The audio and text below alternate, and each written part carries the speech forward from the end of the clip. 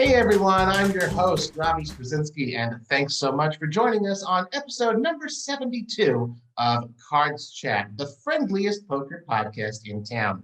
On today's episode, we welcome a man who, when he launched his first ever vlog 4.5 years ago, wrote on his YouTube page introduction the following.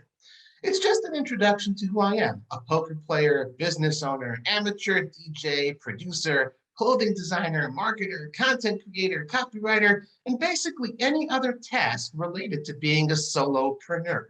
Well, he's come a long way since that first vlog, and we're happy to have him here to talk about his life, poker playing career, and his years as a YouTube content creator. His name is Johnnie Moreno, but he's better known as Johnnie Vibes. Johnnie, welcome to the Cards Chat podcast. Thanks for having me. And it's fun for you to read that back to me because when you create that first video or write up that first little bio, I was just a poker player, just grasping at like what I wanted kind of the next thing to be. I was starting this little clothing brand startup. I was like making videos. I was just starting to create social media profiles. So it was fun to, and I had been learning how to DJ as well, learning how to produce my own music, and all of the things that I just found fun because poker, while it was my primary thing, it's definitely a grind. And I found that when I dabble in other things, it helps keep me sane at the poker table. And it's just like a better quality of life for myself. Nice. Well, in a way, it's funny. Like, we did that introduction, and you responded kind of how I hoped you would, because that's basically the first question. It's kind of like an overarching one. That's obviously a ton of stuff you threw out there. Some folks, like they say, let's just spray the wall and see what sticks. As far as all of those things that we mentioned, you don't have to go out one by one necessarily, but where are you today, 4.5 years later, versus where you were at 4.5 years ago when you said, these are the things that I think I want to do? Yeah, it was interesting. I would say the catalyst there was a couple catalysts for even creating that first YouTube video. One of them was being inspired by the people around me. Christy Arnett is my sister-in-law. She makes content. And I just saw the way that she was able to creatively put together stories and the fun that she was having doing it. Also, I was friends with Andrew Nemi, and I was noticing how his style of putting together videos, and we were kind of doing the same thing. We're both playing poker for a living, and I thought that looks like it'd be a lot of fun. The other catalyst was I had about a year and a half prior started a clothing brand where I was making basics, just like t-shirts, hoodies, and crews, things like that. And I did not know how to sell anything. Like I had never done a Facebook ad or an Instagram ad or created a piece of marketing content, and when people would ask me about like this other side project that I had that was making me no money, I would like freeze up with my elevator pitch. Like I just was like not a marketer and not somebody who was good at selling any kind of product. So I was like, if I'm ever going to be good at that, I'm going to have to be able to tell stories in video format. I'm going to have to be able to publicly speak.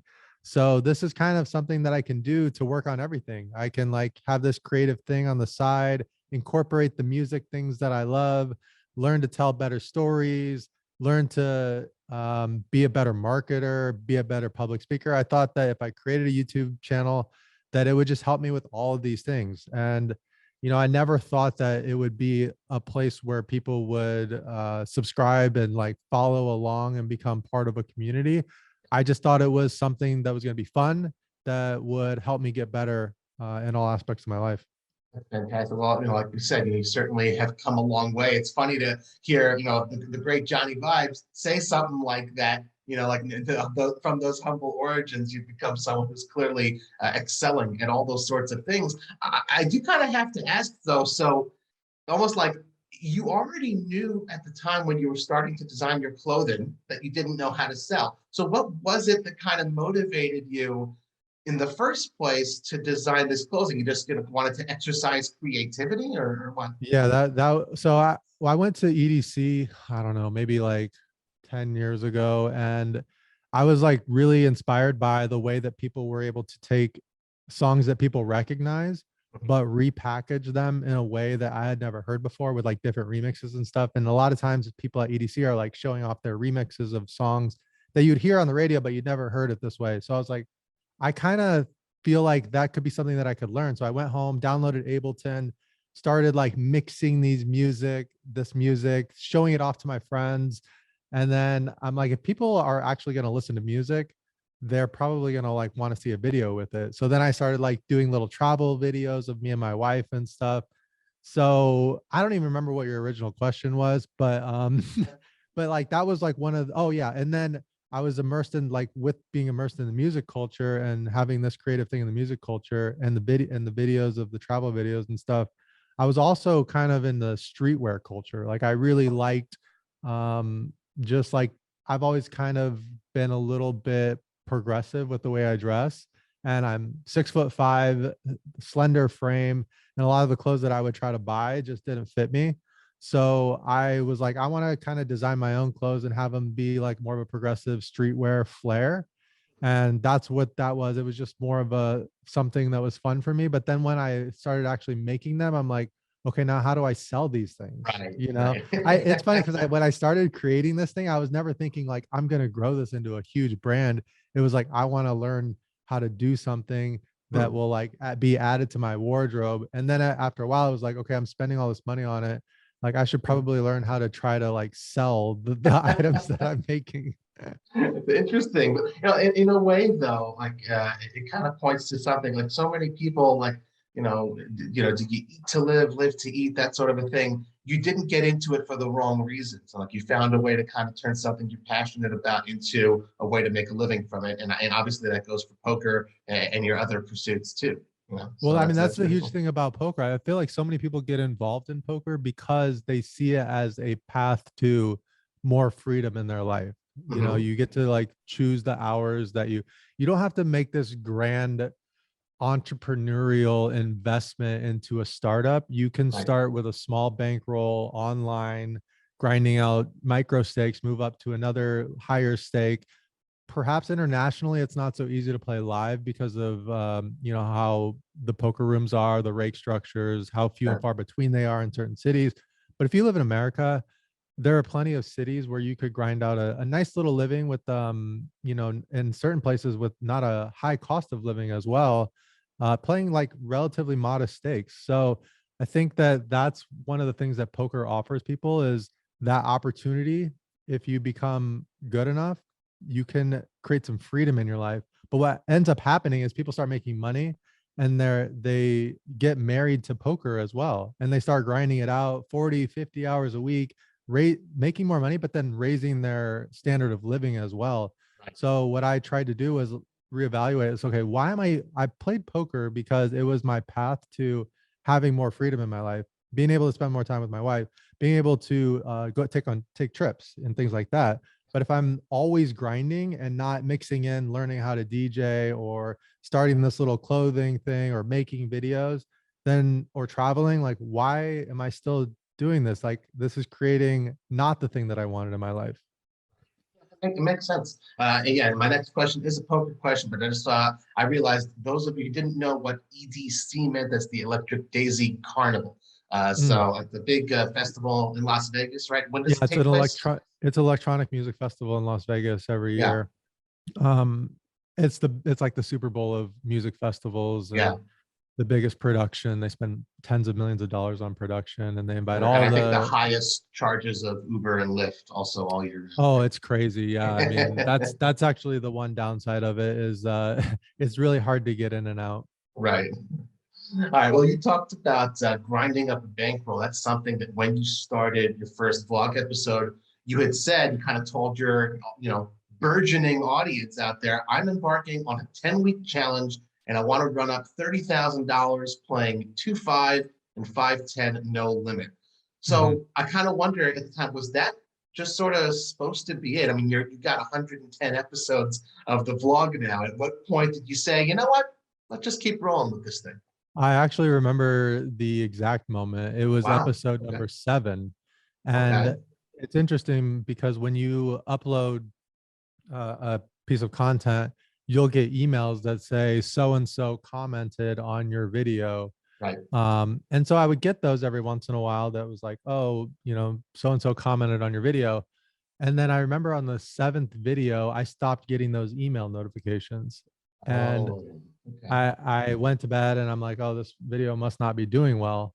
And I woke up in the morning and that particular video, the 7th video, it was actually a video of me losing a lot of money in 510.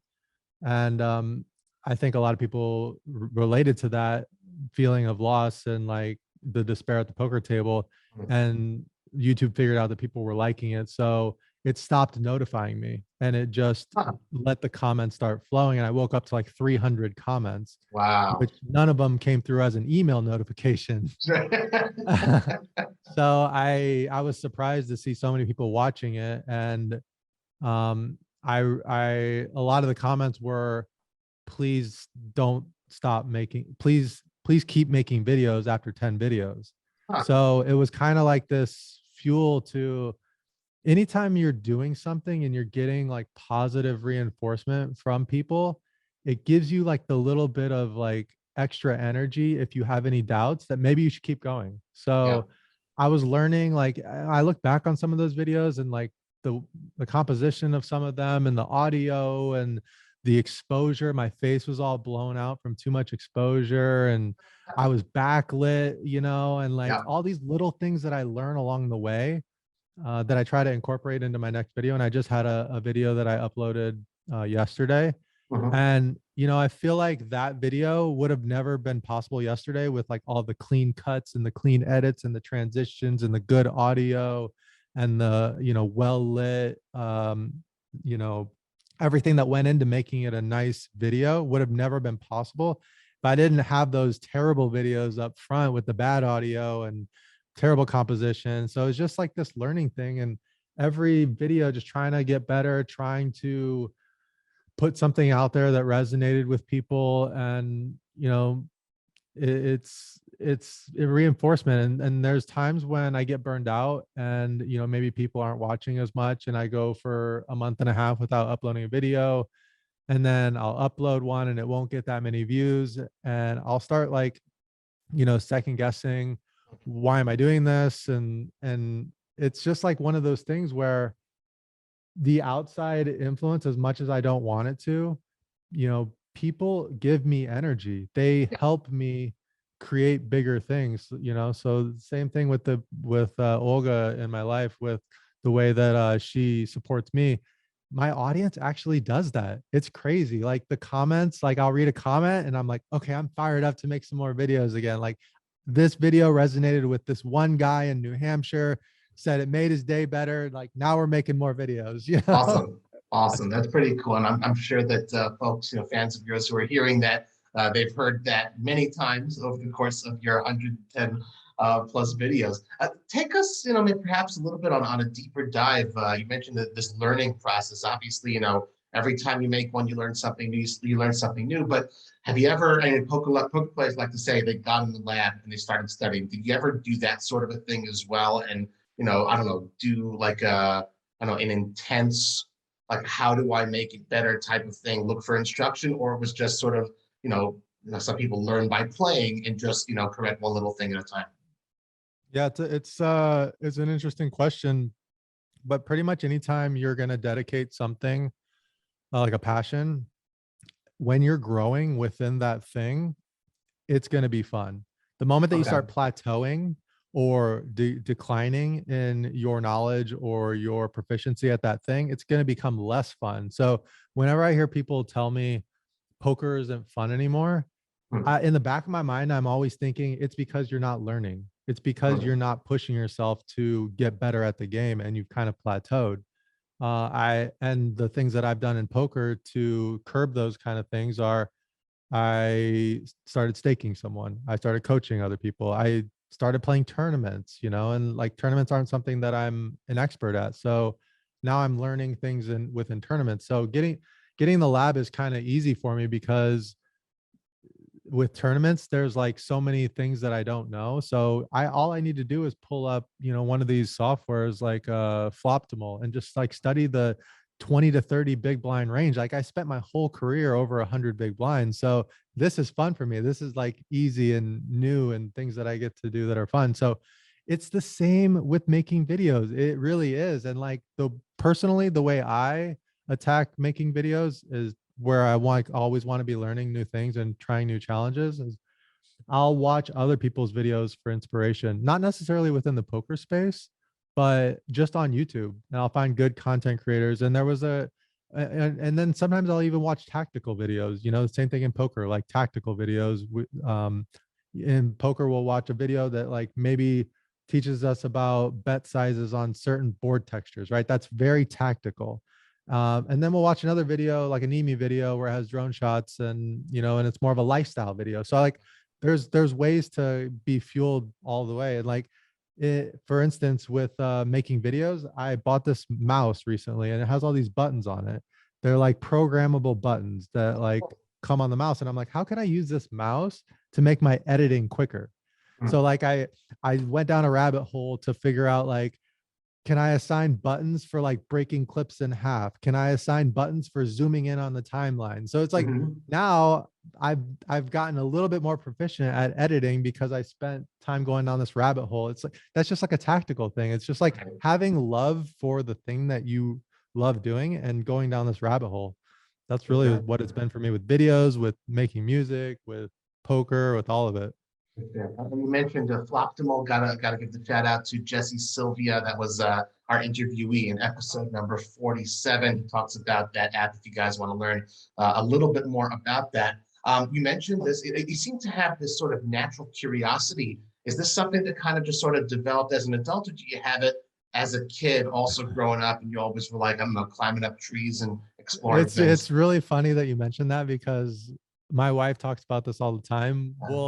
We'll be like watching a show or something and it'll make a reference to some like I don't know, like the other day it was like this is the Mecca for music, right? Okay. And like she just lets it go and we just move on and she's like, oh, that must be an important place for music or whatever, like in her head. I'm like on Wikipedia, like what is the true meaning of Mecca? And like, why is Mecca, like, why do they always use it in these references? And I'm like digging deep. Like I have this curiosity to like know why on all of these things.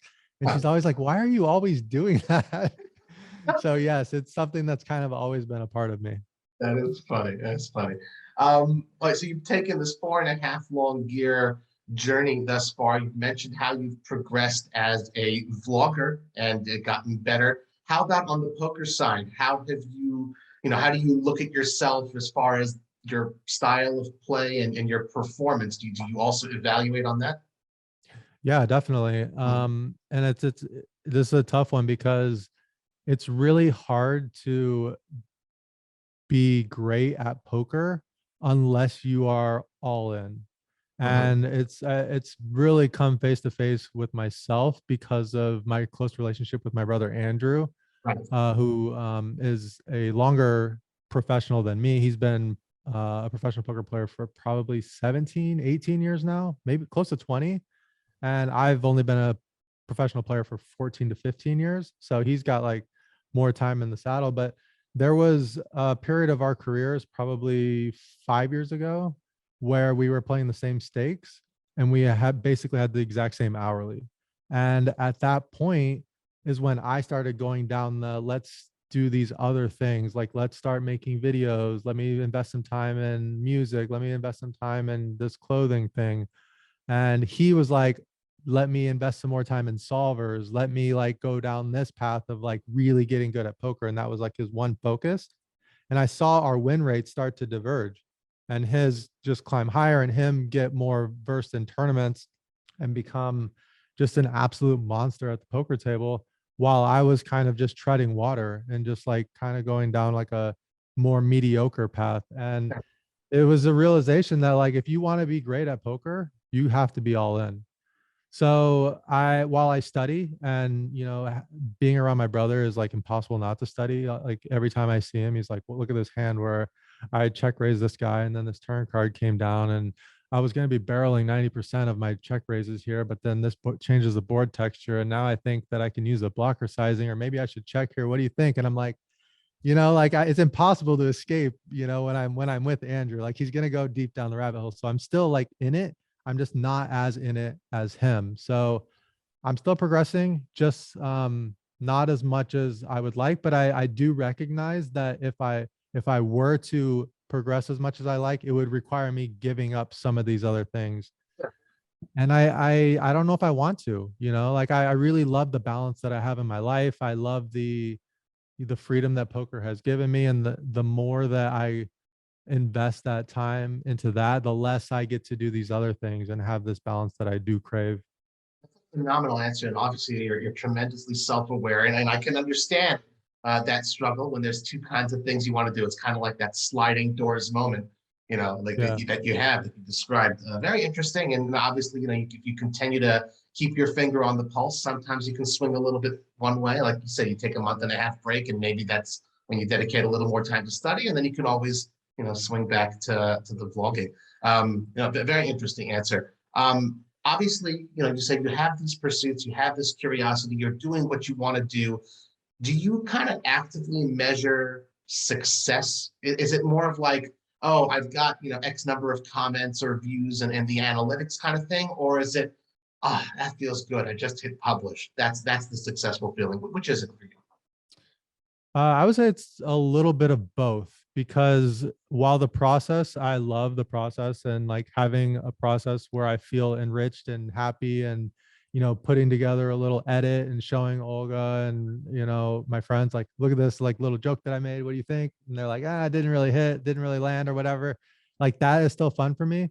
But the actual like feedback that I get from the audience, I like that too, Okay. So it's a little bit of both. Like, I still am in love with the process of making the videos.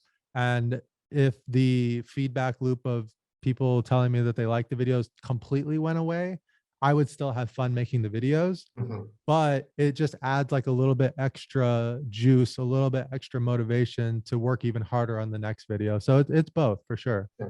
Okay, cool.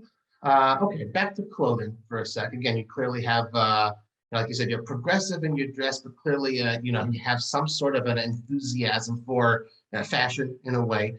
And that clothing line that, from when you started to now has also evolved. Can you kind of describe a little bit your creative process, and, how do you decide to go with one design? And I'll be very frank as well. I'm total noob, but I don't know anything about this kind of stuff. I don't even know what I'm wearing right now. But like, Yeah. so how does Well, that process work for you? it's definitely evolved. And it's evolved to the point where I actually shut the company down. And I never Wow. actually made any money with it. I just lost money with it. And No kidding. but Huh. it's one of those things where, like, everything that you try, you're not going to be successful at, but I Hmm. learned a lot about the industry and like what it would take. And I knew that if I wanted to like build like a successful clothing brand, it was going to take me being all in, just like it takes being a great poker player. It takes you being all in with poker. And I wasn't all in with it. So I used my contacts, I used what I knew about the industry, and I just slimmed it down to more of like a Johnnie vibes merch, where I Okay. just release like, a hoodie here every once in a while, a hat here every once in a while, maybe a t-shirt. But yeah, so it taught me some lessons about business for sure. I don't regret it, and it was a lot of fun, but now it's just merch here and there on my website. And would you say that that experience and those lessons were sort of transferable to the felt as well in a way? Um, I don't know. I think that more the felt really teaches you lessons about life, Hmm. honestly. Okay. Like the way that things happen in poker are the losses that you take, the expectations that you have in certain spots, when those expectations aren't realized. That's where you get to like really see like what's going on inside. Like, let's say like you get really angry at a certain like thing that happens in poker. You're not really like angry about that thing in poker. There's an opportunity for you to look deeper and say like, why am I getting so upset in these spots? Like, is there something deeper going on? Poker is the number one, in my personal opinion, the number one uh self evaluation tool that we have, because there's nowhere else that you're going to be able to win in a short amount of time or lose in a short amount of time, and like see the wins and the losses and really reevaluate what's going on. Okay. Well, within that specifically, the cash game grinder experience versus the tournament grinder experience, I would say is quite different. Even the best tournament players, they're, very happy to be cashing, 18%, 20% of the time. Whereas a cash game player, you want to be cashing, 70, making money 70, 80% of your sessions or more. Can you kind of describe, because, now you say you're dabbling much more in tournaments, sort of describe that, both sides of that coin from your perspective. But in addition, I'm kind of wondering, based on that as well, what do you prefer, like the tournament fluctuations or the cash game fluctuations? Yeah, I have always preferred cash games, mostly because I feel like I can control my destiny a little bit better, and I have a little bit more control over the wins and the losses, how I feel at the table. If like I'm not having a good time or I'm not in the right mindset, I can actually leave the table. In tournaments, if things aren't going well in a tournament, your only choice is to tilt it off or sit there. In a cash game, you can always leave, and you just like, you're at the mercy of the deck so often. You're taking these like 55-45 situations all in pre-flop or all in on the flop so often for tournament success, that it's an emotional roller coaster for sure. In deep stack cash games, you're gonna have an all-in pot for a 600 big blind pot once every 10 hours, maybe at the most. Yeah. And when you do get in that situation, hopefully you're an 80-20, so the like heartache and the pain in cash games doesn't come as often as it does in tournaments. I kind of feel like, to be a successful tournament player, you have to have this relationship with, first of all, money, and second of all, you have to be a little bit detached from your emotions, in my personal opinion, to not let it, hit you, because busting out of a tournament for me has always been, it just hurts. And like the walk to the parking lot always hurts. And cash games, it hurts, but it hasn't hurt as much for me. That's something a lot of folks can relate to. Everyone plays at least the odd tournament once in a while, even if you just cash game grinders. So I know a lot of it. I know myself, I play maybe 1-2 tournaments a year, but that's a familiar feeling because I don't get to cash. I mean, I wonder if it's like our minds are warped, because when I enter a cash game, my expectation is that I'm gonna win more often than not. Okay. And when I enter a tournament, my expectation is that I'm probably gonna cash, but like I'm probably not. Right. So I think setting yourself up for the disappointment a little bit. Yeah, so I think it's maybe that like I just don't meet my expectations more often, which is soul crushing. Interesting. Well, one of the things also that you kind of have this unique additional factor versus any other tournament or cash player. You're doing vlogging lots of times during your sessions, and you've admitted to making some questionable plays on the vlog. Like, I don't know if I would do that sort of a thing, but the camera's right there. How do you sort of deal with do you I don't think you're obviously doing it on purpose in order to create better content or anything like that, but how do you kind of reflect on that? I don't know. I don't even know how to phrase the question exactly. Just the situation that you're in, because you're kind of doing both simultaneously. You're talking about, got to focus on the poker, got to be detached, but also like, oh yeah, and what are people going to think about this vlog? Is the lighting good? I don't know. Yeah. So I would say that tournament vlogging for me specifically is really difficult, because in every vlog, I like to at least have some sort of like storyline, Sure. And in tournaments, like the story is almost always we're getting our chips in the middle and hoping for the best, and oftentimes it not working out and we're busting and walking out of there. So I feel like the story is less compelling to me and harder to tell. And also like the blinds are always moving. Your seat is like the stacks are always changing, the effective blinds are always changing, and tracking all that while trying to record hands is just a task for me, especially when I'm not a tournament professional. I really want to be focusing on, okay, what's my opening range at 24 big blinds here from the cutoff, not like, is the camera rolling? So I usually just don't vlog tournaments. I stick to cash games. The blinds are always the same in the cash games. Right. Like I only need to like press the record button, jot the hands down. Like it's so much easier for me to vlog cash games. I can get up when I want. You know, if I feel like there's been a lot of fun hands in the session, I can get up the session and feel like this is going to be a fun story to tell on YouTube, you know, even if it was a loss, you know. Right. But tournaments, I tend to not vlog them. The one exception is I'll vlog the WSOP main event, Yeah. because that one and even when I do vlog it, I actually don't really record hands until I'm all in for my tournament life. I'll like I'll pull the camera out and I'll say, okay, I'm all in for my tournament life. This might be the hand where I'm exiting the tournament, so I want to get it captured, Right. so that I can talk about it later. But I just like, you know, day 3 of the main event, you know, money bubble looming, 20K, 16K, and, you know, EV on the line. I don't want to be like pressing record when I'm opening ace queen suited in middle position. Like, I just don't want to do that, you know.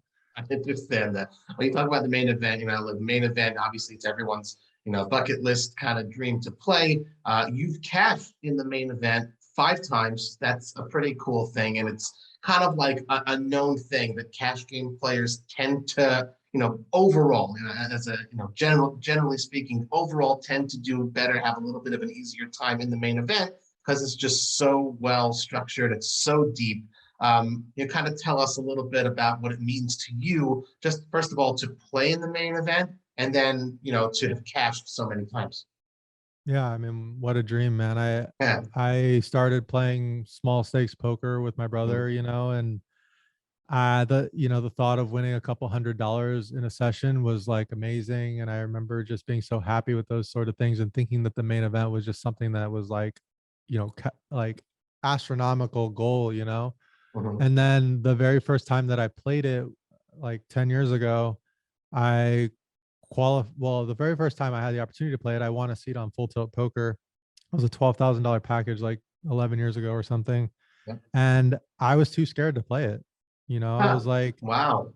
Okay. that's like such a big thing. And, you know, I have like 30K to my name. And, you know, I got this $12,000 that I'm supposed to invest in the main event, which is, you know, if I don't use it, then I'll have 42K in my bankroll, you know, Yeah. like, so I just took the money and didn't play Okay. it, and ended up, you know, going to Europe and hanging out with my European poker friends during the main event. But like then playing it the next year, because I had a little bit more of a bankroll and kind of having FOMO a little bit about like having that chance and not taking it, Mhm. and doing a little evaluation on like, okay, so I'm a poker player. I've been doing this for like 5 or 6 years now, and I'm not willing to play like the most prestigious tournament that everyone says that you're supposed to play. Like, okay, I should probably do this. And so I played that first year. And I remember on day 2, I got in a hand where I called a raise with pocket tens in middle position, early position. Player on my right raised, I called, and the big blind defended, and we went 3 ways, and the flop came Jack 10-7 with a flush draw. And the original raiser was, I don't even know how to pronounce his name. His name is Anastasinathan Polychronopoulos. Yeah. Anastasios Polychronopoulos. Sure. Can I He buy a C bet. vowel? Yeah. He C bet, and I think I started the hand with like 30 bigs, and I raised and got it in, and he had pocket jacks, you know, and Yeah. I remember just like that feeling of being gutted, the like Hmm. $10,000 just disappearing, Right. and walking out into the parking lot to the 1,000-degree heat to my car, and just like getting in my car and I started driving, and I actually don't even know where I was driving. I just started driving in circles because like I didn't know where I Wow. wanted to go or whatever. Hmm. And I'm like, I can't go through this again. This is like, I'm gutted, you know? Hmm. So then the next year I did not play. Okay. I was like, that Again, was too hard. good. I don't Yeah. want to go through it. And my brother played and he went on a deep run, and I saw my friends having fun, and I'm like, do I really want to live my life being like scared of pain and avoiding pain? Because like, I know that if I sign up for this thing, it's probably going to end in pain. We don't do that in our relationships. We don't do that in anything, you know, like we're all in. If like, because without like, we have to go through that pain if we want to have like great reward or big pleasure. So I kind of vowed after that point that I'm never going to miss the main event again. It's like, you know, now that I'm in a position where I can play it, I don't want to miss it. You know, it's a pinnacle of playing. And the following year I did in fact play it. It was the following year was actually my first cash. And it was my deepest run. I got 385th for around $30,000. And then once you have that deep run, you're hooked. So Yeah. I haven't missed it since. Nice. And Very cool. I have managed to cash 5 times, Yep. which is interesting. I talked about this in one of my vlogs. It's kind of a fun stat because there's only been 45 people in the history of the world that have cashed the main event more than 5 times. Hmm. So, you know, and those people are like Phil Hellmuth and Daniel Negreanu, and, you know, Right. like people Right. like that, you know, Doyle Brunson.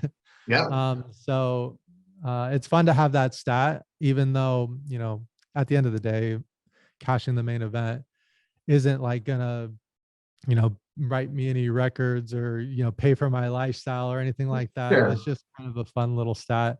That's So cool. yeah, I plan on playing it every year. If I, you know, if I need to, if like times are tough, like I'll sell, you know, Okay. but for the Yeah. last couple of years, I haven't sold any action, and I've just swapped out pieces with some friends, which interestingly enough, I swapped pieces with a friend that final tabled a couple of years back. His name was Amazing. Max Steinberg. Sure. Yeah. Yeah, I heard of them. I swapped 1% with him and made $27,000 off of that deal. There you go. That worked So out well. yeah, it's been a wild ride. I've had good friends make the final table. My roommate Gary Gates made the final table, also got fourth. It's just Sure. the camaraderie. My brother got 27th or 28th one year. It's just like what a time to be a poker player in Vegas during the World Series of Poker main event. Nothing like it. Well, you talk about, obviously stepping out of your comfort zone. It's the kind of type of thing you referenced. And you also talked about, selling part of yourself. And I kind of want to, this vlog number 100 was a pretty cool vlog you did, very special recently. You posted highlights from a 50, 100, 200 WPT game that you ended up beating for 31K. So you said, you told your audience it's the biggest game you ever played. And you said you sold 40% of yourself and you had a $75,000 stop loss. So, Mm-hmm. There's this process. Again, you say you don't want to be afraid of taking these shots, and you don't want to be that guy's like, you learned your lesson from that the time you took a year off. Then you go into a situation like this, which is, clearly the biggest and the hardest, that sort of thing. What's your mindset, going into a game like that while you're playing? Do you finish the game and also just kind of also have to go for a drive and, get the adrenaline levels down? So what's that feeling like for you? Yeah, there's a couple levels of it because you know that the cameras are there for WPT, Yeah. and the other big thing is I show up and they're like, yo, with COVID and everything, we want this to Mm. be a five-handed game. So when it's a five-handed game, there's going to be a lot of loose action. You're going to be opening hands that you wouldn't be opening in a nine-handed game, you know? So I knew that chips would fly.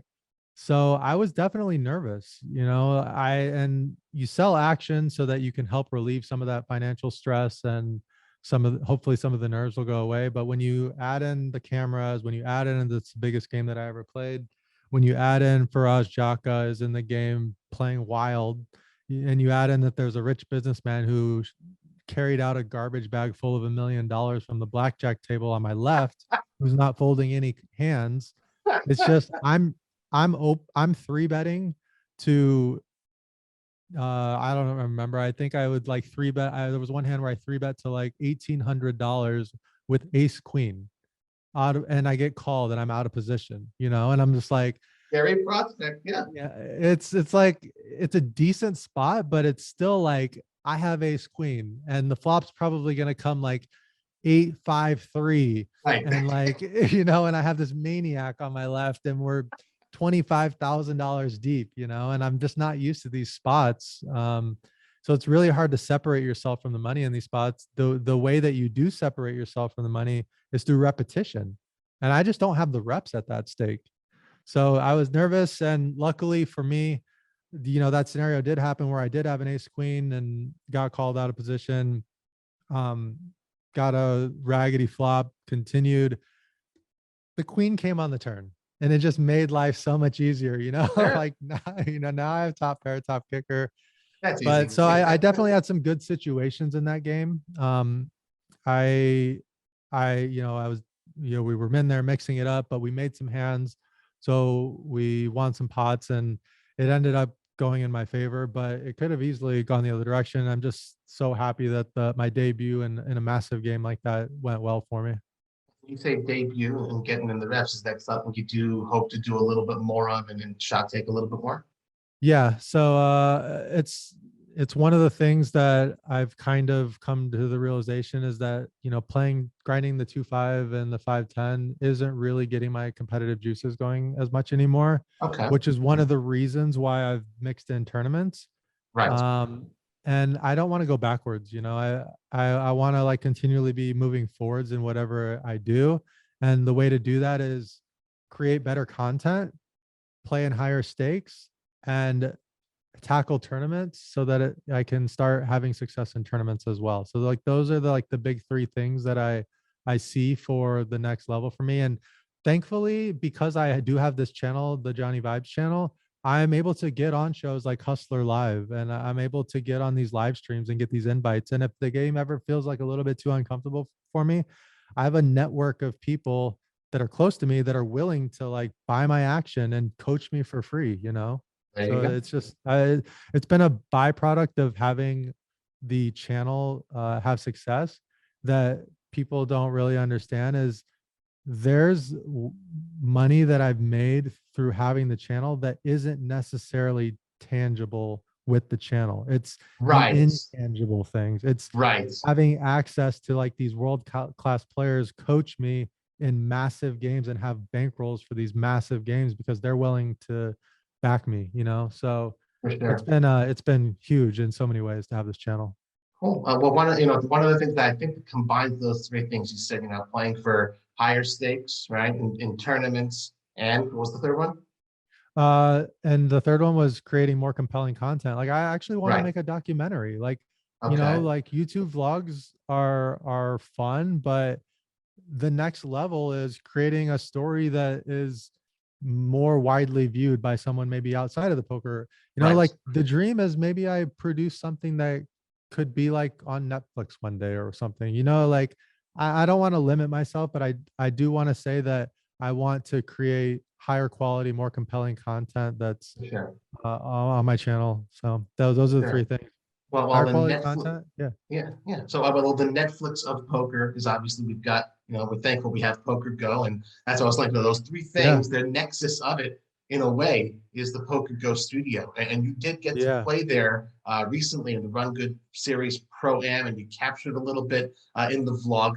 So many of us, we've seen it on TV, even if we've gotten to go and tour, but it's a whole other ball game to be able to sit at those tables and be able to play in the Poker Go studio. What's the experience like for you? It's great. So the WPT caching was actually also in the Poker Go studio. So Okay. Well, it was actually my second time being in the Poker Go studio, I ah, believe. right, right, right. Okay. Good. Actually, it was my third time because I didn't play the first time. I was there for the GPI Poker Awards. Okay. They hold that in the studio, and Yep. to get invited to that was really cool as well. But yeah, I mean, anytime because I would consider the Poker Go Studios kind of like the Yankee Stadium Ah, of poker places to play. right, It's like right. maybe not Yankee Stadium, but like the Super Bowl. It's Okay. like all the eyes are there. The felt is the nicest felt. It's the chips are the nicest chips. The cameras are the nicest cameras. The Yep. production is the nicest production. The backdrop is the nicest backdrop that you're going to have anywhere. So it is the best that you can And let's experience not as a forget the dealers and tournament staff. It's also some of the nicest you'll yeah, find. Yeah. I mean everything is just like dialed in there. So when you get the opportunity to play in there, you're not gonna be able to sit in another place that you're gonna be like, oh, this is better than the Poker Go studio. So yeah, it's special and it's fun. And Definitely don't take it for granted. And anytime anybody would offer me a chance to play in there, I'm snap accepting it because it's just Awesome. a cool life experience. Very cool. Well, besides just last question of mine before we get into the community questions, besides the main event this coming year, as of this broadcast, the schedule hasn't yet been announced, but as you're moving forward, progressing, getting more into tournaments, do you have some sort of a generic idea of what sort of schedule you'll be playing this summer at WSOP? Yeah, I've been working out a little bit of a schedule in my head for the next couple months. I always get kind of energized towards the end of the year and the beginning of the year to just like have better command over my life and like have more command over my health, set some goals for travel, things like that, set some goals for poker, for content. No exception this year. My wife and I didn't even drink alcohol in the month of January, putting together a fun schedule. I want to play poker in Russia before the World Series. We're thinking about possibly a trip to the Caribbean to play in a WSOP circuit event. I'm thinking about maybe stepping up the content in like April and May and just like going really hard in April and May for content, like maybe doing another Embrace the Grind where I play 30 days in a row, something like that. And then once WSOP hits, I really just want to focus on that. There's so much good content during the WSOP. Daniel's doing his daily vlogs. Poker Go is streaming every other day at a minimum. There's just so much competition for content during that time. The views on my channel go down during the WSOP. So it's like a good opportunity for me to take a break from content and really focus on poker and tournaments. So I think that's what I'm going to do again this year. As soon as the WSOP hits, I'm going to play a tournament every single day. If the tournaments don't work out, I'm going to go home and study, or I'm going to go play a cash game and then wake up and do it again. I'm going to be embracing the grind 100% with poker. And, I'll be uploading hand histories to my Instagram and things like that, but I'm not going to be packaging long form videos during that short period of time during the WSOP. Well, it sounds like your fans have a lot of your content production to look forward to, and it sounds like you've got a lot to look forward to. One other thing that I know a lot of folks have been looking forward to is asking you questions. And in this segment of the show, that's where we turn to you guys, our CardsChat community, to see what questions you wanted to ask our guests. And we do have a dedicated thread on the CardsChat forum for this. So as we announce who our future guests will be, please be sure to send in your questions. And the first set of questions comes from Pirate Glenn. Thanks so much, Pirate Glenn. I see you've been submitting a lot of questions, a lot of our guests recently. I appreciate it. Johnnie, Pirate Glenn wants to know, I see you're from San Diego. What live poker playing opportunities are there in that area? I've actually talked about this on my channel a bunch. I was a San Diego grinder playing at Ocean's 11, and then more recently at a place called Palomar. And then that place got bulldozed. And then I was also playing at a place called Village Club, also out of business. And now the games have gotten smaller, which I talked about in my videos. And now the biggest game that is a no limit game is a 5-5 game at a place called 7 Mile Casino. And as we talked about earlier, I don't really like going backwards in my poker career. So I just have not been playing San Diego poker lately, which is one of the reasons why Olga and I we're actually buying an apartment at the Panorama in Vegas, and we're going to be spending more time in Vegas. Cool. But yeah, in terms of San Diego poker, there's really only 2 places right now that I would recommend for cash games. It would mostly be 7 Mile, which is in Chula Vista. And it's a great place that you can actually see the ocean from the poker room, which is really cool. And then the other place for tournaments, they have, and also cash games at night as well, more of a casino feel, is a place called Hummel Casino, which is 20 minutes from downtown San Diego. Cool. I was actually there last night. Oh, nice. Thanks for the recommendations. Pirate Glenn also wants to know, this is an interesting one. You may have to use a time chip for this one. If you could hand pick a table full of your toughest adversaries, who would you have there and why? I would actually pick people that I enjoy spending time with. So I don't want to play with people that are no fun like to be around. Okay. So, even if they're like tough or whatever. So I would go with the people that are tough that I still enjoy their company. So people like Andrew Nemi and Matt Vaughn, who's part of your community, Yeah. a lot of these guys who make content, because even though we're good friends and we consume each other's content and we prop each other up, and I just did a meetup game with Brad Owen. Like, it's a nice community of people that are kind of always in each other's corners. We still have a little bit of a rivalry and a little bit of a competitive nature. So I think I would fill the table with vloggers, with tough Nice. vloggers, and we just have fun and go to war. Nice. And everyone's just felt you can watch 7 or 8 different vlogs from every That way I can perspective. see what they had later on. Exactly. Just implant the cameras directly into the cards.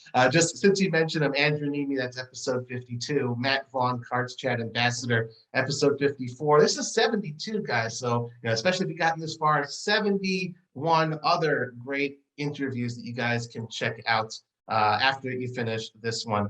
2 more questions from Pirate Glenn before we move on to the next one. We'll try to get through as many as we can. And again, thanks so much for your time, Johnnie. Definitely appreciate it. Do you have a personal favorite casino or poker room to play at?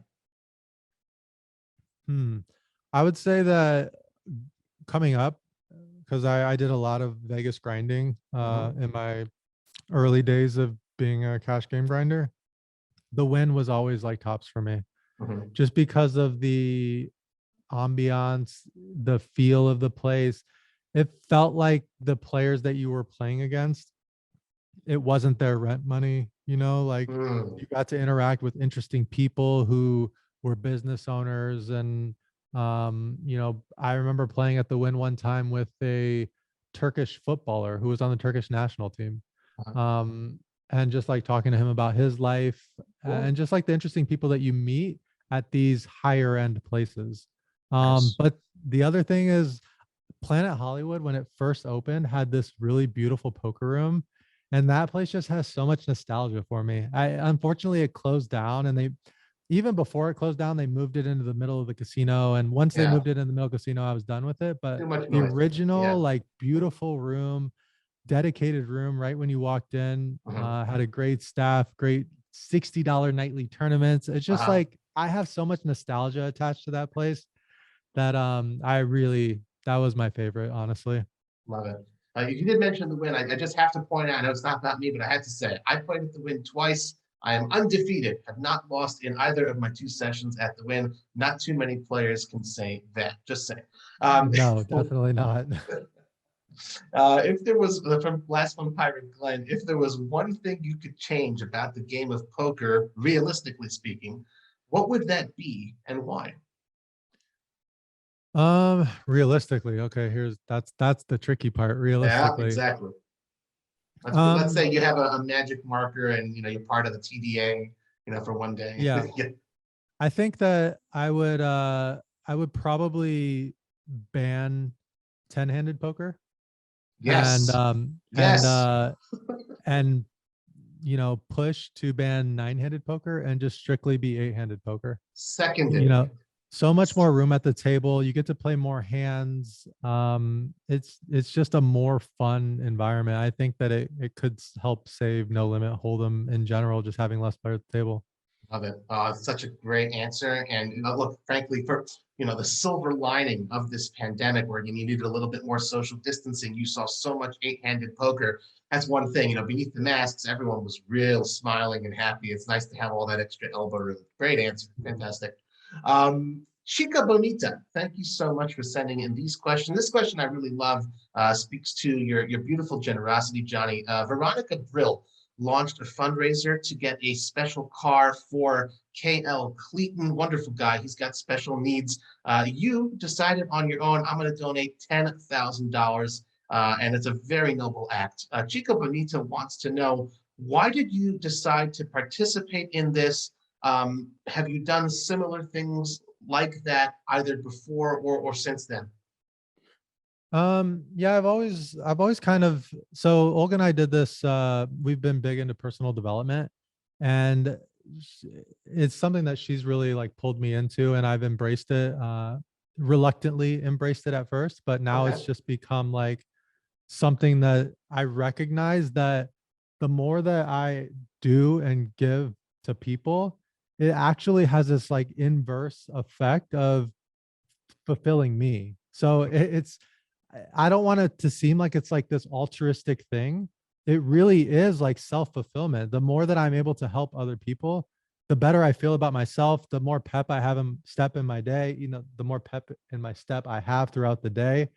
It's just it's a pattern that I recognize. So when that actually came up, I won't say that the $10,000 didn't hurt at first, because I remember when I said that I was going to donate per retweet, Right. Right. I never actually thought that it would go that high. I remember being like, this is a lot of money. Like, I don't know. Like, I mean, when is this gonna end? And then Doug Polk retweeted it, Phil Hellmuth retweeted it, and it just Yeah. started like, it started going crazy. And I definitely had some anxiety over it. But once the dust settled and the amount was 10,000, Yeah.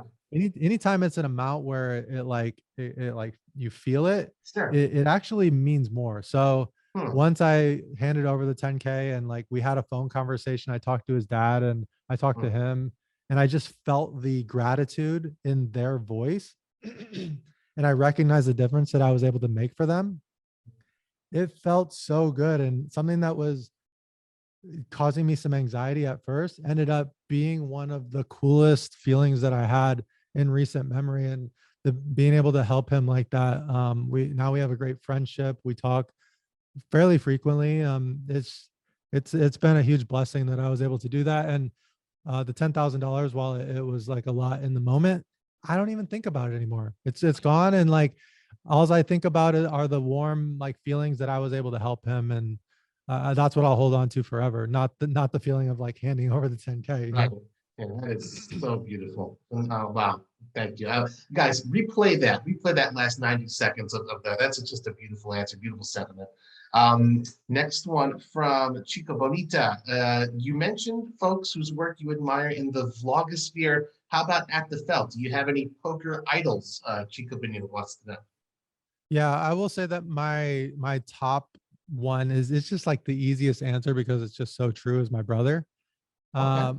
My we came from a very humble beginnings, and I was like kind of like the oldest in the family, and I was going down this path of, I was the first one to go to college in like our family, and I got a 2-year degree, and I really was like pushing Andrew down that path, and Andrew was struggling with the direction that he was going to take his life, and he wasn't particularly like the most gifted at anything that he really tried.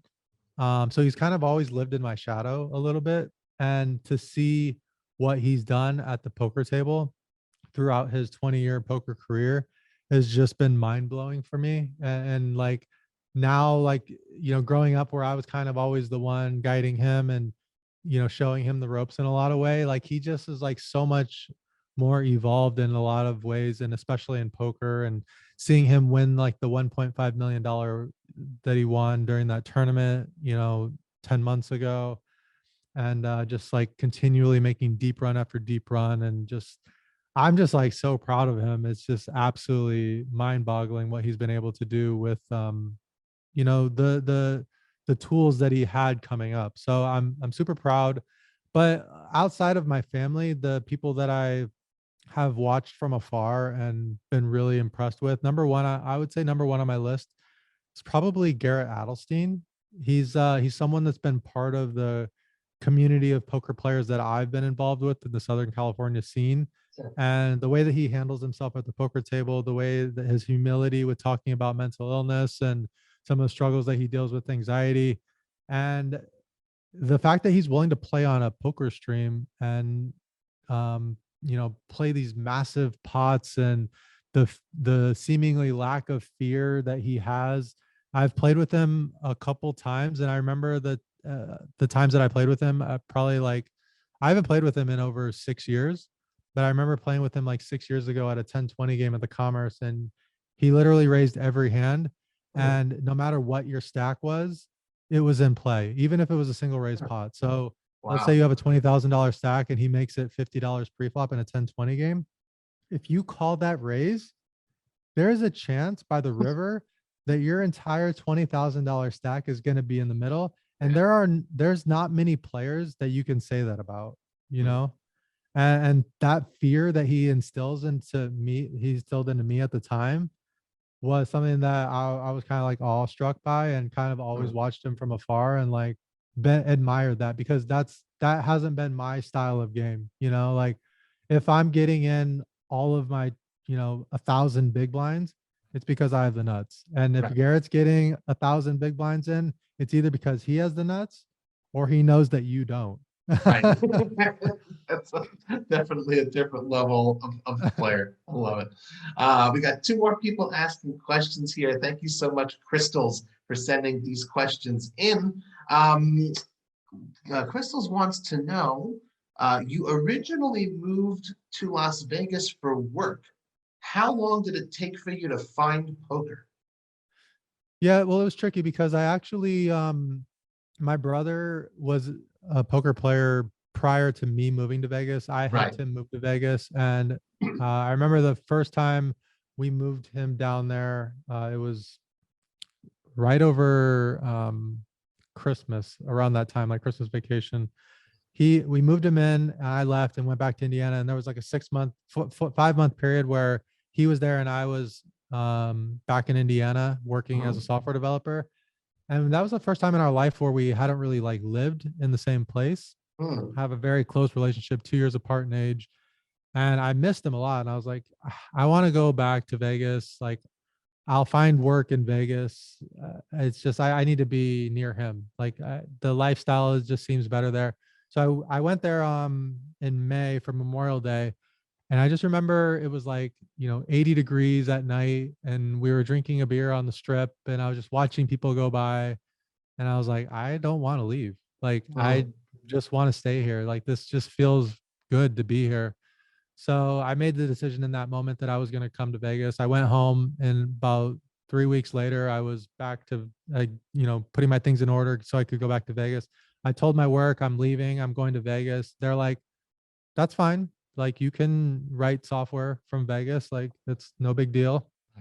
So I went to Vegas, but then living with someone that's so obsessed with poker, and like him, like showing you everything that he's doing on the computer, seeing him come home with, thousands of dollars every day because he's like making money at the poker tables.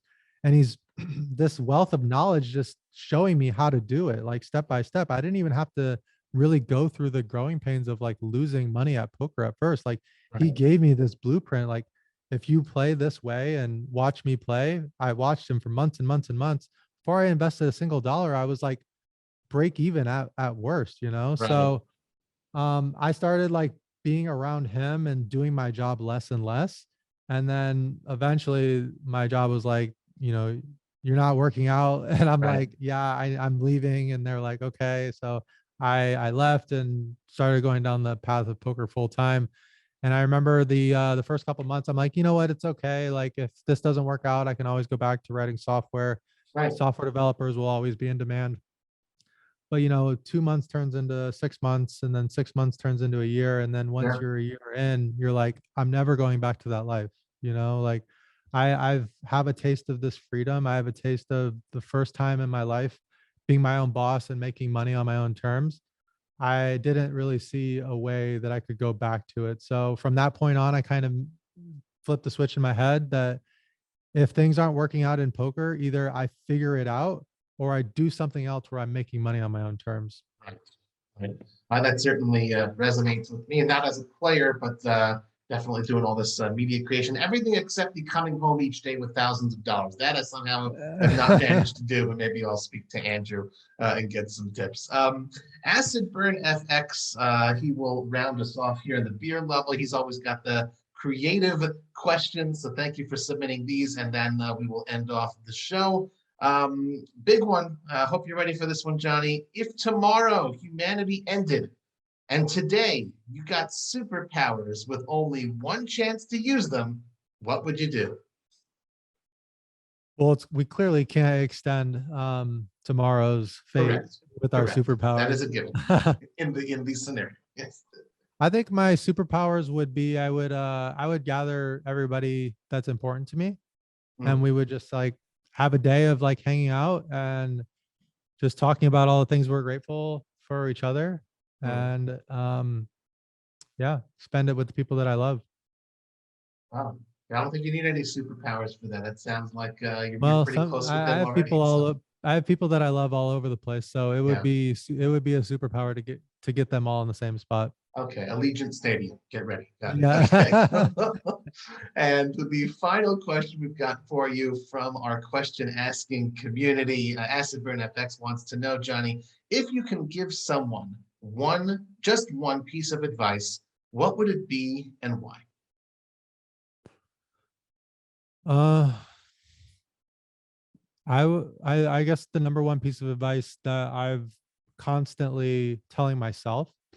So if I'm constantly telling myself this, I think it would be good for other people. Hmm. Is I'm always in the question of what makes me happy out of the day-to-day things that I'm doing in my life. And sometimes I'll find myself doing things day to day that aren't making me happy. And I actually don't realize that until I take the time to ask myself the question of, is this thing that I'm doing right now making me happy? And so the piece of advice that I have for everyone else is take the time to stop and ask yourself if the things that you're doing day to day are making you happy. And if they're not, you don't have to like drastically change everything all at once. You just have to make the conscious effort to start doing the things that make you happy little by little, so that eventually you have designed your life and your day in a way where the things that you're doing are making you happy. So that's my number one advice. Beautiful answer, and I'm so happy I chose that question with which to end the show, because that was just a beautiful bow you tied there. Thank you, everyone who sent in questions for Johnnie Vibes. And again, just a friendly reminder to all of you out there in the Cards Chat community, we'd love to see you submit your questions for our future podcast guests in the dedicated thread on the forums. Please be sure to give us a good review on iTunes and spread the word via your social media channels if you like the show. Johnnie, before we let you go, is there anything else you'd like to tell our audience? Anywhere that they could find you? Want to plug some merch or some stuff that you're up to? Um, I would say that there's a new project that I'm getting ready to start. Obviously, my YouTube channel is my flagship for social media. Um, my highest quality like package content is going to be on YouTube, but a lot of times on Instagram, like I just upload hand histories to my stories all the time. Like I have hand histories from last night on my story. That's like a easy way to just get like, you know, fun in the moment content. And if you're really interested in like getting better at the game, I'm just starting up a Twitch channel where I'm going to start doing solver work in the mornings on my Twitch channel. So that's like, I know a lot of people struggle with how to study, and like solvers are like the newest tool out there for studying. And I'm not an expert at solvers, so we'll kind of be learning it together over on Twitch. So twitch.tv/Johnnie Vibes. Plan. Johnnie, again, thank you very much for joining us. Thank you all once again for joining us for another episode of Cards Chat. I'm Robbie Strazynski. You can find me on Twitter @CardPlayerLife. I wish you all a wonderful day.